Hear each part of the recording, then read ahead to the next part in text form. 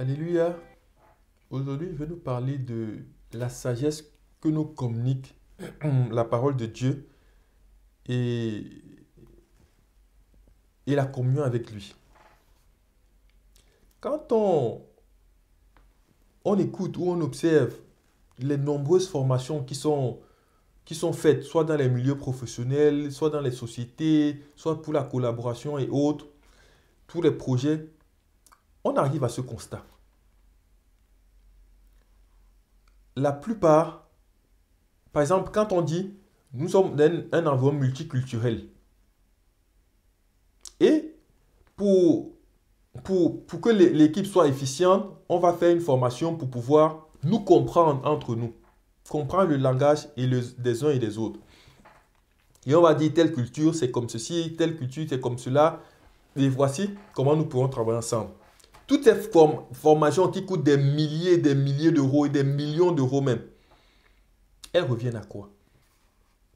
Pour un chrétien, ça devrait être du rappel. Elles reviennent à ce que tout le monde a oublié ou ce que la plupart ont délaissé. Et c'est pour ça que malgré même ces formations, il y aura toujours beaucoup de conflits. C'est comme si ces formations n'auront pas toute leur efficacité. Pourquoi?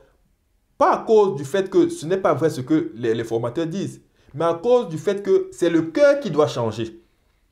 Or, ces formations ne changent pas le cœur. Elles donnent une connaissance à l'intellect. Mais l'intellect et le cœur, quelqu'un, il est violent. Allez lui dire qu'il faut de la douceur quand il travaille avec les collègues. Oui, il va le comprendre, mais il ne pourra pas. Parce qu'il est violent. Donc, cette formation, elle touche juste l'intellect. Et très peu le cœur. Or, la parole du Seigneur, elle touche le cœur. Et souvent même nous appliquons sans comprendre directement. Et quand nous analysons, nous voyons que, ah oui, j'ai fait parce que, mais ça devient naturel. Sur quoi sont basées ces formations? Sur l'estime, le respect du prochain. Parce que les gens ne se respectent plus. Parce que ce sont des valeurs perdues. Les gens ne respectent plus leurs collègues, les gens ne respectent plus leurs responsables. Les gens n'aiment plus l'autorité. Même quand elle est douce, quand ils entendent responsable, ça les dérange. Les gens ne savent même plus qui est un responsable. Que devant la hiérarchie, c'est le responsable qui assume. C'est pas toi qui es en bas. C'est pour ça que les paroles, quand le Seigneur nous dit honorer, il dit respecter les autorités.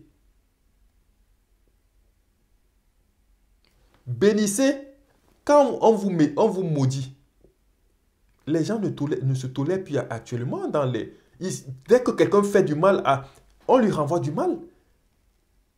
Et après, on va les former pour leur apprendre les basiques.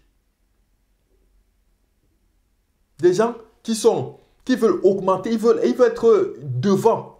Ils aiment être devant.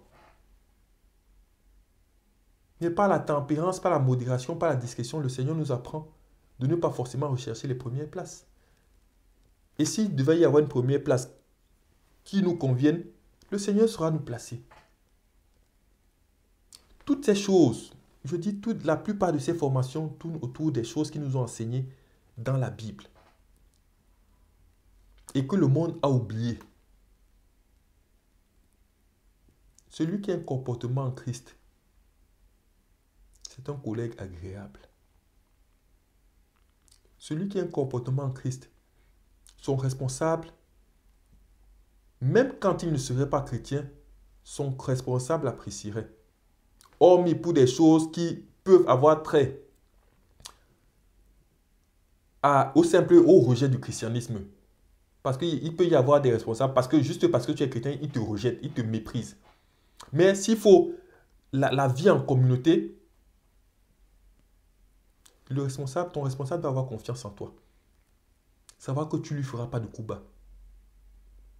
Tes collègues doivent savoir que s'il y a une médisance, pour ceux qui ont une intelligence un peu saine, parce qu'il y a toujours des cas, savoir que tu ne leur feras pas de coups bas.